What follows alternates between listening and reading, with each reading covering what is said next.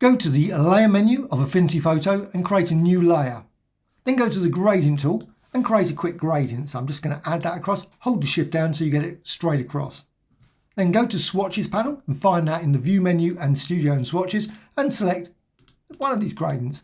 Now please check out my video on how to create gradients, also how to add them to the library. Now I'm just going to go with this gradient. Once I've done that, what I want to do is I want to turn this into a pixel layer. So I'm just going to go to Layer and Merge Visible. Now I'm just going to go over here to the Tools panel again, and I'm going to go with Row Marquee tool, mainly because of course it's straight across. So I'm just going to quickly create a nice single pixel selection. Again, just release. So sometimes it will stay, sometimes it doesn't. It's one of those weird tools that it decides to vanish. Okay, once you've got that, now I can go to a Layer and New Pattern Layer from Selection. Obviously it's just going to use that gradient there. You've got Pattern Layer. You can find that over here. It says Pattern. And I can go over here to the Move tool and I can go up to this top there. And there's a selection called Mirror.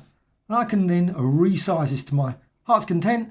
And you can create some lovely column designs. You can rotate it, you can shear the design, and you can create some very intense designs.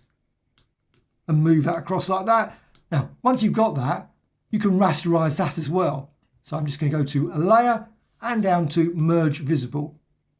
So Merge Visible, I can now then go to Layer and down to New Pattern Layer from Selection. Obviously the pixel layer. And you can see then you've got another pattern layer. Again, Mirror, and you can move that around. And now what happens is you've got this very intense pattern. And of course you can use any gradient as a great source of design. So obviously I've got the colours there that was from the original gradient.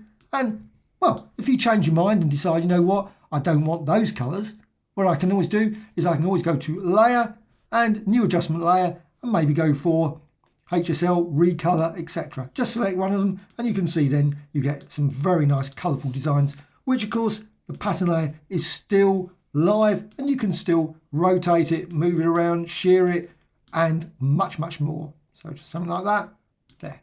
Hope you found this of interest. Thank you much.